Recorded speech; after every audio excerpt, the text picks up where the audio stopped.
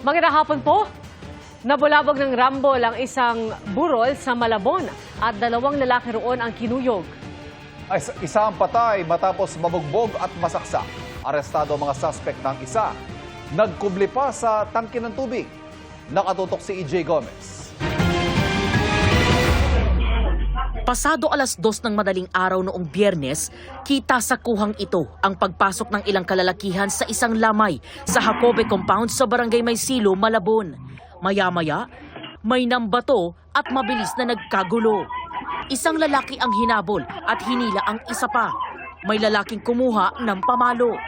Ang iba, nagsuntukan hanggang sa palabas ng maliit na eskinita. Isang babae ang nag-abot rin ng pamalo sa isa pang lalaki.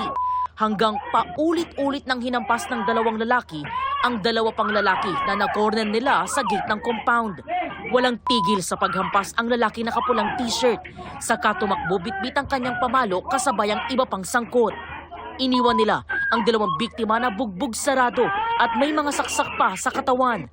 Dead on arrival sa ospital ang isa sa kanila, si Christian J. Sevilla, 22 anyos. Ulo po ng kapatid ko, pinapalo ng gate. Tapos nung inusod po nila, binalibag lang nila sa sahig. Tapos tinuloy-tuloy po nila yung pamukpok ng tubo na bakal habang may sumasaksak po sa kapatid ko. Giit ng kaanak niya na damay lang si Kristan na tinawag lang daw ng mga sospek at kanya mga kaibigan na nakatambay sa lugar. Nagpapagaling pa sa ospital ang isa pang biktima. Ayon sa pulisya, away ng 2 grupo ang pinagmulan ng rambol. Pero lumalabas na pangalawang gulo pala ang nakuna ng CCTV.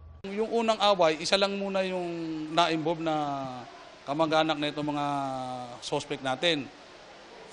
Ang away hindi nakuna ng CCTV kasi nasa labas. Nagkaayos daw sila sa barangay at hindi na nagpa-blatter. Pero Pumunta pa rin yung mga biktima natin na nakaaway na nga nila yung una. Siyempre, na-trigger yung isa na naargabyador kasi putok ang tenga nung nakaaway ng biktima natin. Kaya doon, siguro nag-umpisa, nakarinig ng mga masasakit na salita, nagrambulan na sila ngayon. ayon sa pulisya, nagtago raw sa kani-kanilang bahay ang mga sospek. Ang isa sa kanila, nagtago sa loob ng tangke ng tubig. Bilis, baba, baba! Baba! Yung mga kasama mo, nasa baba na! Sige na! Ikaw kanina yung may ibang hawak na baby, diba? Sabi ko wala kang Sige na! Ang damit! Mahaharap sa reklamong murder ang mga sospek na nakadetain sa custodial facility ng Malabon City Police. Para sa GMA Integrated News, EJ Gomez, nakatutok, 24 oras. Lehitimo at walang pagnanakaw na nangyari. Ito po ang gitnang kampo ng 8 pulis mula sa Eastern Police District na sinibak dahil sa pagnanakaw umano sa questionableng operasyon sa Las Piñas. Nakatutok si Nico Wahe. Dumating sa Las Piñas Prosecutor's Office para sa inquest ang 8 pulis ng Eastern Police District Special Operations Unit na sangkot umano sa robbery. Hindi sila nagpaunlak ng panayam. Ayon sa kanilang abogado na hindi humarap sa kamera, inosente ang mga pulis at lehitimo ang operasyon na alam daw ng kanilang mga opisyal. Isang Chinese businessman ang inoperate nila noong April 2 dahil sa kasong illegal possession of firearms. Pero kinuha umano ng mga pulis ang 27 million pesos cash. Nawala rin umano ang ilang foreign currencies, gold bar at mga mamahaling alahas at relo ng dayuhan. Nakausap namin ng Chinese businessman sa tulong ng kanyang kaibigan nagsilbing translator, pero hindi siya humarap sa kamera. Aniya, nasa 85 million pesos ang nakuha sa kanya. Hindi rin daw siya ang nasa warrant of arrest. Bagaman pareho raw ng spelling ang kanilang pangalan ng taong may warrant, ang first name daw nito ay kanyang apelido. Habang ang apelido ng nasa warrant, siya namang first name niya. Nagkamali raw ng inaresto ang mga pulis na ayon sa kanya ay hindi raw mula sa DSOU ang pakilala, kundi Parañaque Police. Hindi rin daw niya sinuhulan ng mga pulis. Sila raw ang nanghingi ng pera kapalit ng kanyang kalayaan. Ipinakita niya rin ang mga litrato at videong ito na katunayan daw na tinangay ng mga pulis sa mga CCTV sa kanyang bahay. Sabi ng Las Piñas Police, nakipag-coordinate ang operating unit sa kanila, pero hindi raw tama ang naging proseso. Natanggap namin 12 noon din na operation. What happened, the implementation or your service of warrant is 2 p.m. So, kumbaga, parang sinadya na 2 oras lang para hindi siguro, hindi ample time for us na talagang thoroughly ma-assess namin warrant, kumbaga may intention sila na hindi talaga namin ma-evaluate na mabuti yung coordination na yun. Karaniwan daw, 24 oras bagong operasyon ay tinitimbre ng operating unit ang kanilang lakad sa nakasasakop na police station. Hindi raw sila sinabihan na nahuli ng target of operation. Kasama naman sa na-relieve sa pwesto ang hepe ng DSOU na hanggang sa ngayon ay hindi pa raw nagre-report mula nang mangyari ang insidente. Administratively relieved din si EPD District Director Police Brigadier General Villa Mortuliao at lahat ng pulis sa EPD DSOU. Bukod sa robbery, unlawful arrest, illegal detention at kidnapping ang kaharapin ng mga sangkot na pulis. Para sa GMA Integrated News, Nico Wahe, nakatutok, 24 oras. Pumalag ang National Security Council sa parata ng China na espiya ang 3 Pilipinong ikinulong nila roon.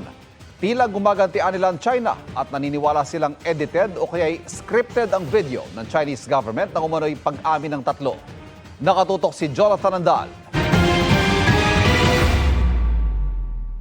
3 Palawenyo ang nakakulong sa China dahil sa aligasyon ng pang-eespiya roon. Ang ate ng isa sa kanila, eksklusibo kong nakausap sa kondisyong hindi siya papangalanan. Kami po ay nananawagan po sa pag-gobyerno po ng Pilipinas, sa presidente po na sana po matulungan po sila na makabalik na po dito sana sa Pilipinas. Noong Nobyembre pa nila hindi makontak ang kapatid na nasa China na nagsabing pupunta sa Wenchang City para sa isang job interview. Nabanggit po niya anong trabaho daw po yun? Wala po sir, hindi niya po sa amin nabanggit.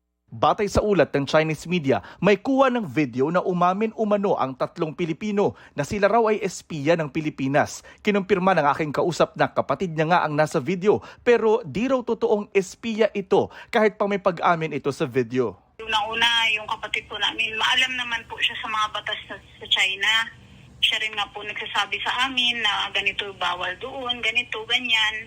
Gusto man nilang lumipad ng China, hindi naman nila alam pati ng ating konsulado sa Guangzhou kung saan nakakulong ang 3. Wala raw silang magawa kundi maghintay ng balita at magparating ng mensahe sa kapatid. Magpakatatag ka, magtiwala ka sa Panginoon na magiging maayos ang lahat. At marami kami nagmamahal sa iyo. Gate ng National Security Council, hindi espiya ang 3 at sa tingin ng NSC, ang videong inilabas ng China. The video is heavily edited, itong sinasabing confessions di umano, and sa tingin namin, mukhang scripted yung mga videos. May mga reference doon ng Philippine Intelligence Agency or Philippine Spy Intelligence Service. Wala namang ganong klaseng government agency or government intelligence unit na ganun. Paano raw magiging espiya ang 3 gayong ordinaryong mamamayan sila? Walang military training at walang access sa military bases ng China. Wala rin daw ipinakitang ebidensya ang China na may mga gamit pang espiya ang 3 Pinoy. Di tulad sa kaso ng mga naarestong hinihinalang Chinese spy sa Palawan noong Enero na nakitaan pa ng drone. Tingin ni Yusek Malaya, posibleng gumaganti ang China. Yung ating ay isang legitimate operation para hulihin ang mga naninitik dito sa atin. And sinisiguro natin sa bansang China na lahat ng karapatan ng isang dayuhan sa Pilipinas ay igagalang. Sabi ng Palawan Provincial Government, ang 3 naarestong Palawenyo ay dating scholar ng Hainan University sa China na may sisterhood agreement sa Palawan LGU para libreng pag-arali ng mga Palawenyo roon. So, itong 3 former scholars are from first and second batch. So they already finished their studies by 2021. So they went back here in Palawan but applied for a job back in China. They went back to China as migrant workers or OFWs.